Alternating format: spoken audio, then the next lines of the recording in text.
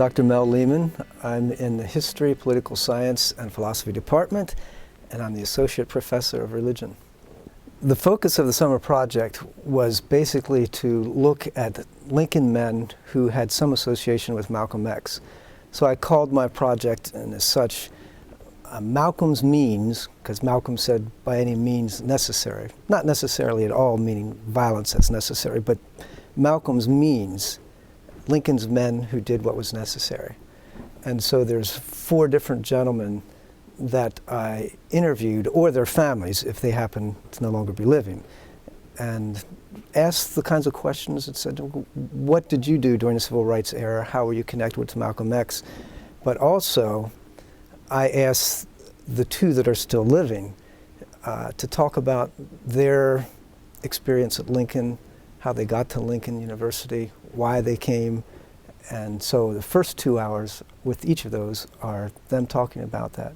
The project was really important to me because it was something I happenstanced upon, which sounds, well, then why was it important? It's because of curiosity. I was doing a class which was kind of combining my religious ethics class with Martin Luther King class that Dr. Muzarewa typically teaches, but he was on sabbatical.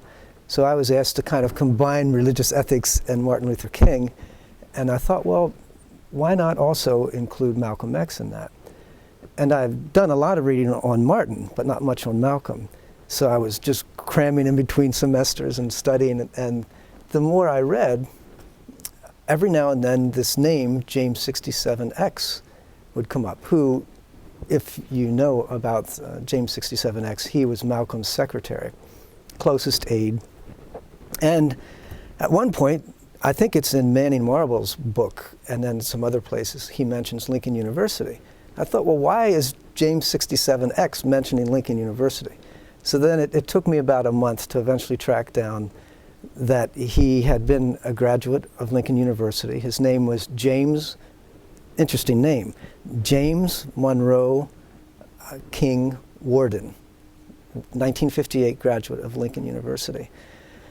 And that just sparked my interest, my curiosity, and I began to think, well, we've been talking about legacy at the university.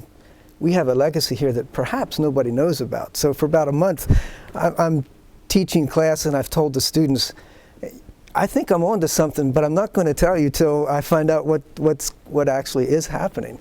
And so as time went on, I was able to eventually narrow it down that his name is now Abdullah Abdur Razak, and he was living, he's 81 years old. I didn't know that, and so I was able to track him down and just wrote a letter to a family name in Brooklyn and said, if you know this guy, here's who I am.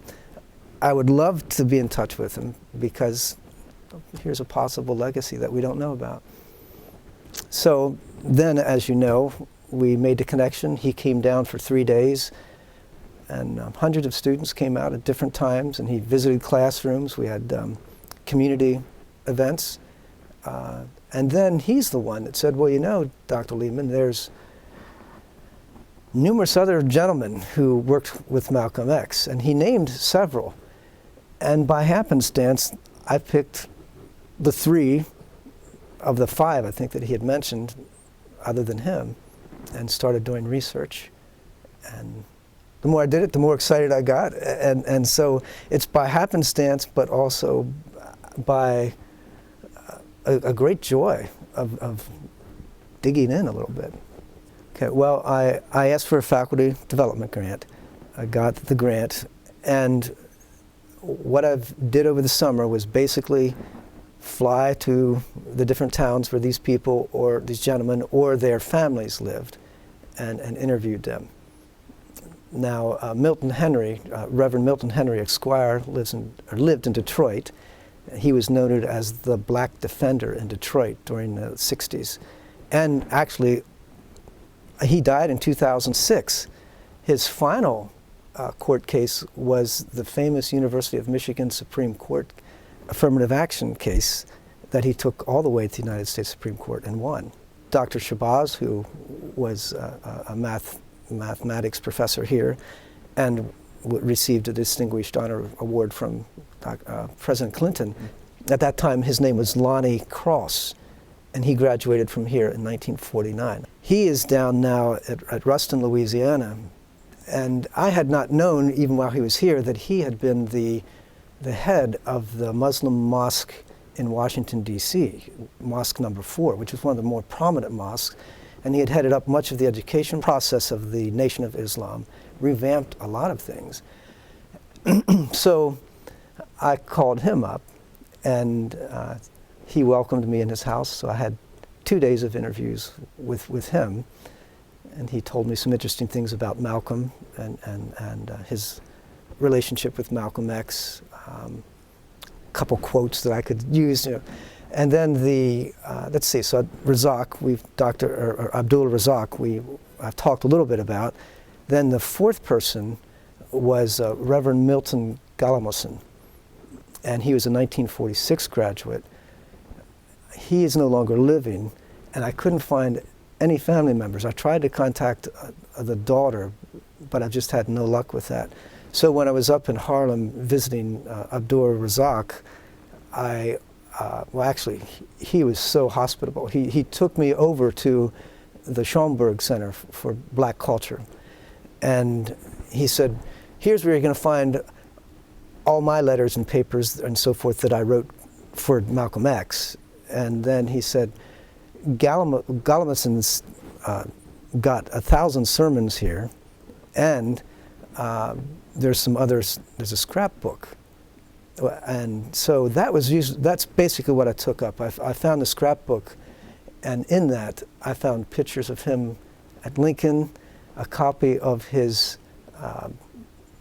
commencement address from the seminary. He was the top student, all different types of pictures. And then there's a book by Charles, his last name is Taylor, who wrote a book about Galamason. Galamason was the pastor at Shalom Presbyterian Church in Brooklyn, one of the famous African-American black churches. For 40 years, he took that when he was 25 years old. He took that parish, and he was a outspoken person for desegregation of the New York schools. In 1963, he led the biggest boycott of the New York school system in history. I don't know, about 45% of the students did not show up, and he was arrested 9 times for different things. So anyway, that kind of thing excites me, and also fills me with a sense of, well, somebody else has to know about this besides me, and the students need to know these legacies of gentlemen.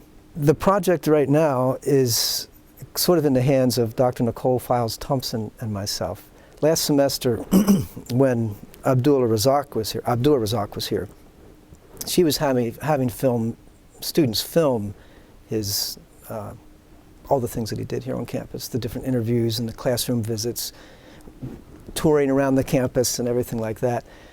And we talked then about possibly doing a video, but then at that point I had no idea I was going to do the faculty grant.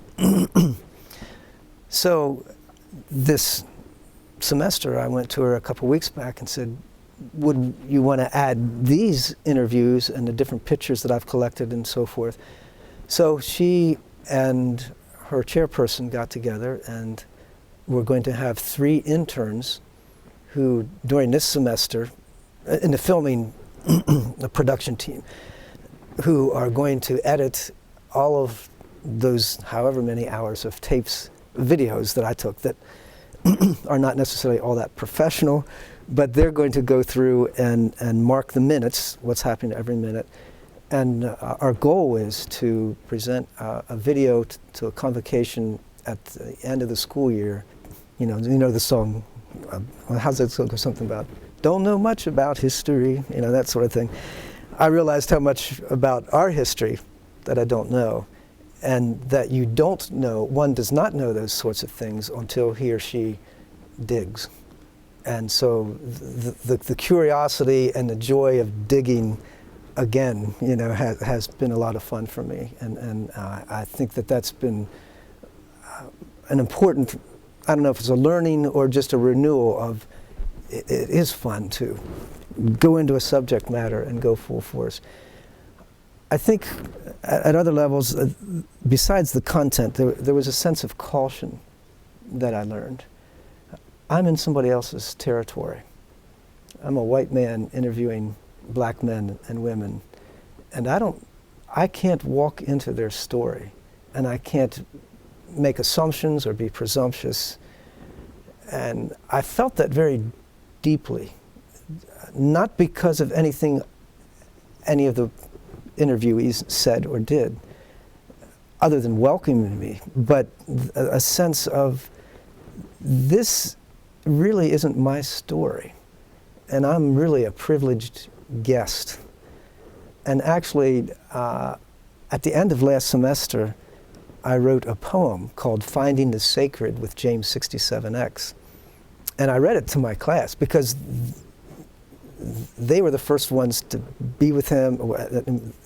That's how he got here, through my invitation. And I read it to the class, and it was a time for true reflection, and we were able to talk about color consciousness within the classroom. I said, when did you first become color conscious? That your color made some distinctive difference in how society understood you or saw you or made assumptions about you. And so they were able to tell their stories, I was able to tell mine. And then, I didn't know at the time that I wrote this that I would be seeing Abdul Razak again, because I didn't know I was going to have the grant.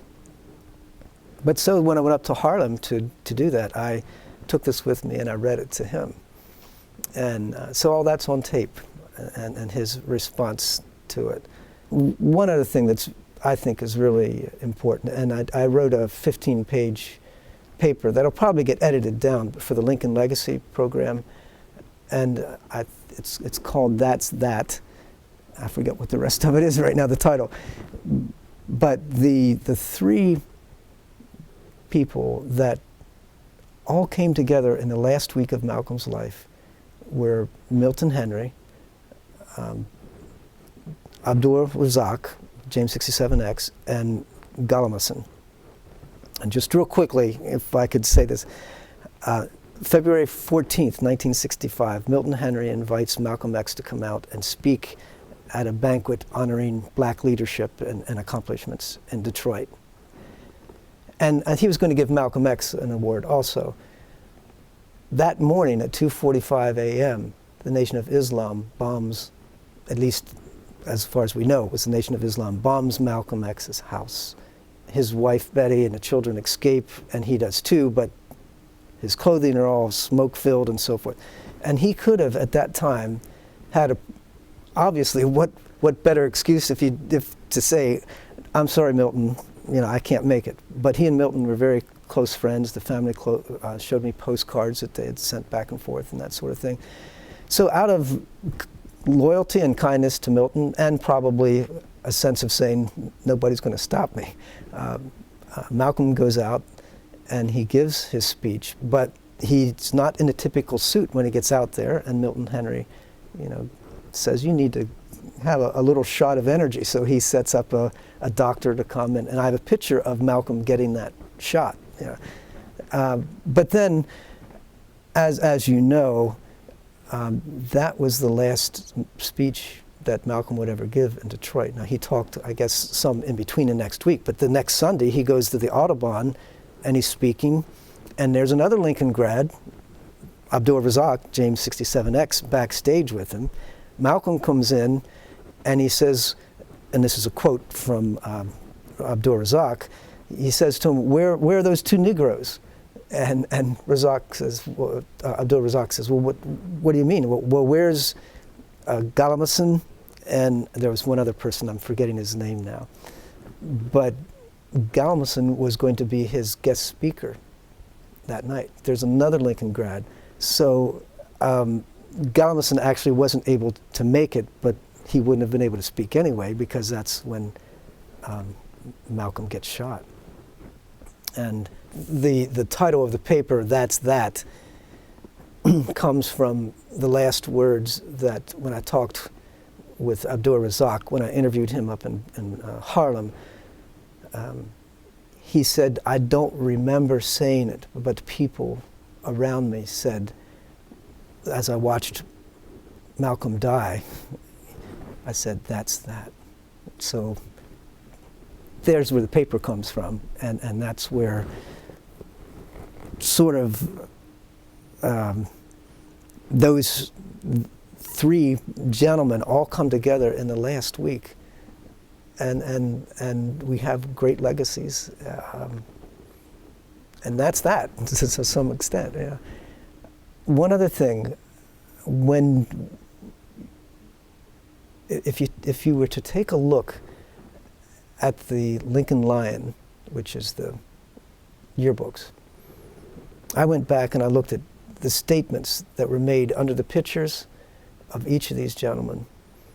And in every one of them, their peers, whoever wrote the little blurbs underneath them, every one of them their peers knew they were in for greatness. I'll close with this, I guess, but Milton Gallimison, quote, came and saw and took Lincoln by storm, apostle of spiritual pugnacity, a militant determination, gifted, articulate, luminous. Milton Henry, you've got to fight American fascism wherever you find it. Scholarly, informed, eloquent. Lonnie Cross, one of Lincoln's most outstanding men in years. James Monroe King Warden, who's who in American colleges and universities for exhibiting the highest qualities in service, scholarship, and highest potential for future usefulness in society. Life is not a dress rehearsal. What you're living as, the thoughts you think, the things you do, the way you live, is you. It's not just a dress rehearsal for something in the future. It is you. It's making you. You're creating your destiny. And somehow with all four of these gentlemen, they knew that, and they lived it out.